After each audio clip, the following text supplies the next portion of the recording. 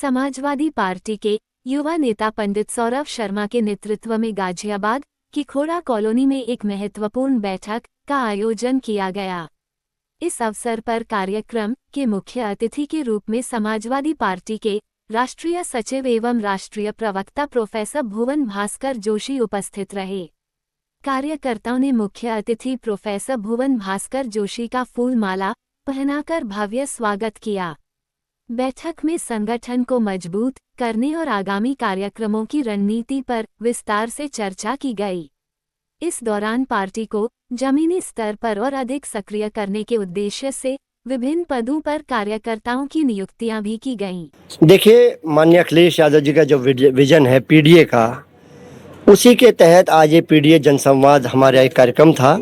उसमें हमारे कई साथियों ने आज समाजवादी पार्टी का दामन थामा है और निश्चित तौर पे आज जो माननीय अखिलेश यादव जी का सामाजिक न्याय की लड़ाई है, जाति जनगणना की लड़ाई है और पीडीए की लड़ाई है, और जिस प्रकार भारतीय जनता पार्टी के अहंकार को 2024 में माननीय अखिलेश यादव जी के नेतृत्व में समाजवादी पार्टी ने खत्म करा है, उससे आज उत्तर प्रदेश का नौजवान माननीय अखिलेश यादव जी के साथ है और जो पीडीए का जो विजन है अब वो देश का विजन बन चुका है। और मैं कहना चाहता हूँ बहुत जिम्मेदारी से आज लोग अब माननीय अखिलेश यादव जी को याद कर रहे हैं। उनके जो विकास के कार्य धरातल पर हुए, चाहे खोड़ा को नगर पालिका बनाने का हो, चाहे यहीं पर आपके एलिवेटेड रोड बनाने का हो, पूरे देश और लैपटॉप देने का काम हो युवाओं को, हमारे युवतियों को, तो ये काम कुछ ऐसे थे विजनरी लीडर माननीय अखिलेश यादव जी के थे। आज उनको प्रदेश याद कर पा रहा है क्योंकि जो सरकार मौजूदा सरकार है वो एक नफरत की सरकार है। लोगों को का जो इनका पुराना एजेंडा है वो देखिए आप, डिवाइड एंड रूल का, उसी को फॉलो करते हुए नजर आ रहे हैं। और जो लोग राम के सगे नहीं हुए, देश में प्रश्न है कि जो राम के सगे नहीं हुए वो क्या देश के सगे होंगे, प्रदेश के सगे होंगे? निश्चित तौर पे इनकी नीयत और नीयत सही नहीं है। और आज उत्तर प्रदेश का नौजवान माननीय अखिलेश यादव जी में प्रधानमंत्री भी देख रहा है और मुख्यमंत्री भी देख रहा है। हमें पूरी उम्मीद है कि 2027 में माननीय अखिलेश यादव जी मुख्यमंत्री बनेंगे और 2029 में देश के प्रधानमंत्री बनेंगे। अच्छा, क्या अपील आप करेंगे जनता से, क्योंकि आपका जो चेहरा है वो जनता जानती भी है, आवाज आपकी आवाज को जनता मानती भी है? देखिए, हम तो लगातार संगठन का काम करते हैं। पार्टी ने हमें जिम्मेदारी दे रखी है राष्ट्रीय सचिव की, राष्ट्रीय प्रवक्ता की। उस हैसियत से माननीय अखिलेश यादव जी या समाजवादी पार्टी जहां हमारी जिम्मेदारी लगाती है हम लोग जाते हैं। अभी मैं 4 दिवसीय भ्रमण करके आज आया हूं। हमारे छोटे भाई लाल सिंह यादव जी का अनुरोध था कि जोशी जी आप रहेंगे तो कार्यकर्ताओं में जोश बढ़ेगा। पार्टी का कहीं भी कार्यक्रम होता है, पूर्णकालीन कार्यकर्ता हम लोग वहाँ पर जाने का काम करते हैं। और इतना कहना चाहते हैं, आज लोगों को वो नारा भी याद आ रहा है जो इन्होंने दिया था जिससे इनकी सत्ता आई थी, रामलला हम आएंगे। लेकिन 2026 में आते आते ये नारा आज कंप्लीट हो गया, रामलला हम आएंगे और चंदा हम चुराएंगे। ये भी देश समझ रहा है भी, और इस पे आप देश लगातार अब इनको जवाब देना भारी हो रहा है क्योंकि जहाँ जहाँ भी ये लोग जाएंगे, मैं चार दिन के बाद आ रहा हूँ तो देख रहा हूँ गांव में स्थिति बहुत खराब है। गांव में लोग इनसे अपने चंदे का हिसाब मांगने जा रहे हैं और भारतीय जनता पार्टी के और विश्व हिंदू परिषद आरएसएस के लोग जवाब नहीं दे पा रहे, भागे फिर रहे। सौरभ शर्मा समाजवादी का युवा नेता, जो कि पिछले 5 सालों से समाजवादी पार्टी के लिए कार्य कर रहा हूँ, 4 से 5 सालों से कार्य कर रहा हूँ। अब जब तक भाजपा अपनी लहर के साथ आई थी, हिंदुत्व की लहर के साथ आई थी, उस लहर में हम भी बह गए थे। खैर, अब चीज़ें समझ में आ रही कि वो लहर कितनी गलत आई थी, कहाँ हमें नुकसान हुआ, कहाँ लोगों को नुकसान हुआ, कहाँ चीज़ें अब धीरे धीरे पता चल रही हैं, धीरे धीरे निकल के आ रही हैं।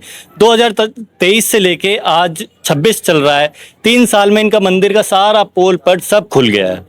सब जनता के सामने इन्होंने कहा कितना घोटाला किया, कितना नहीं किया। जोशी जी ने बताया कि अभी पत्थर वाला कांड, की कोई पत्थर फ्री में देने के लिए तैयार था, उन्होंने फ्री में ना लेके अपने किसी रिश्तेदार से पैसों में वो चीज़ ली। तो वहाँ इस तरीके के कितने घोटाले हुए हैं सब जानते हैं। सारी चीज़ें धीरे धीरे खुल के लोगों के सामने आ रही हैं। अच्छा, ये देखा जा रहा है कि ऐसा कोई जिला नहीं है जहां भाजपा आपस में ही इनमें आपस में संघर्ष हो रहा है, और खोड़ा कॉलोनी भी इससे अलग नहीं है। खोड़ा कॉलोनी में भी कई गुट बने हुए हैं, तो क्या कुछ कहेंगे इस बारे में? बिल्कुल जी, देखिए, समाजवादी पार्टी एक परिवार की तरीके से चलती है। समाजवादी पार्टी में आपको कभी गुटबाजी नजर नहीं आएगी। समाजवादी पार्टी में कभी आपको गुटबाजी नजर नहीं आएगी। समाजवादी पार्टी एक परिवार की तरीके से चलती है। भाजपा में क्या है कि अब हर बंदा चाह रहा है कि मैं पैसा कमा लूं, मैं सत्ता ले लूं, मैं ये कर लूं, मैं वो कर लूं। तो ये इनकी सबसे बड़ी विफलता है, सबसे बड़ी नाकामी है इनकी ये, और इसी चीज से इनकी हार तय होगी। अच्छा, आज आपके नेतृत्व में काफी संख्या में यहाँ लोग समाजवादी पार्टी में आए और आप एक ऐसी शख्सियत को यहाँ ले आए जो अखिलेश यादव के बिल्कुल बहुत ही नजदीकी हैं, खास में हैं, जोशी जी, क्या कुछ कहेंगे? मैं जोशी जी का बहुत आभार व्यक्त करूंगा, वो यहाँ पधारे, बहुत बहुत शुक्रिया अदा करूंगा जोशी जी का कि आए। हमारे छोटे से कार्यकर्ता का मनोबल इतना बढ़ाया उन्होंने कि हम आगे भी प्रयास करेंगे कि आज हमने 2 लोग जोड़ रहे हैं, कल हम 4 लोग जोड़ने की क्षमता रखेंगे। मेरा नाम मुस्तकीम सैफी है, पूर्व प्रदेश सचिव समाजवादी पार्टी से हूँ। अच्छा, क्योंकि राजनीति के विषय में तो सभी ने बता दिया, जो मैं जोशी जी के लिए पूछूंगा, जोशी जी एक ऐसी शख्सियत है जो सिपाही से कप्तान बने हैं, और जो आदमी सिपाही से कप्तान बनता है वो शख्सियत बन जाता है, तो क्या कहेंगे आप? जोशी जी के लिए मैं जो है इस खोड़ा की सरजमी पे इनका हार्दिक इस्तकबाल करता हूँ, बहुत बहुत धन्यवाद करता हूँ कि ये इतने बड़े राष्ट्रीय लेवल की राजनीति में सक्रिय है, 24 घंटे हर चैनल पे उपलब्ध रहते हैं, और उसके बावजूद हम खोड़ा में छोटे से छोटा भी कार्यकर्ता जब इनको याद करता है तो ये देख लीजिए कि कभी इन्होंने निराशा का वो नहीं दिया है।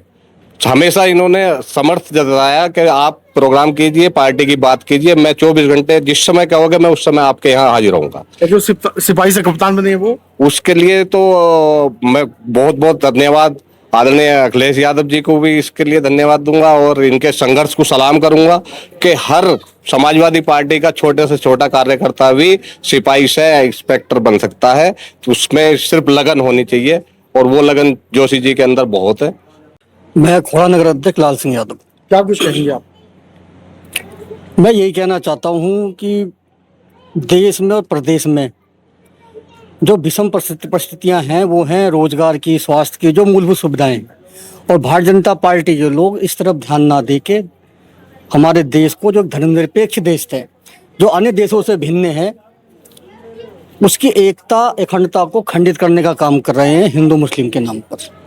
अच्छा, ये देख रहा हूँ कि भाजपा में इस समय मतभेद बहुत जबरदस्त चल रहा है आपस में, इनके जो है इन्हें अब दूसरों की जरूरत नहीं, विपक्ष की जरूरत नहीं है, इनके विपक्ष का काम इनके ही पार्टी के लोग कर रहे हैं, इस बारे में क्या कहेंगे?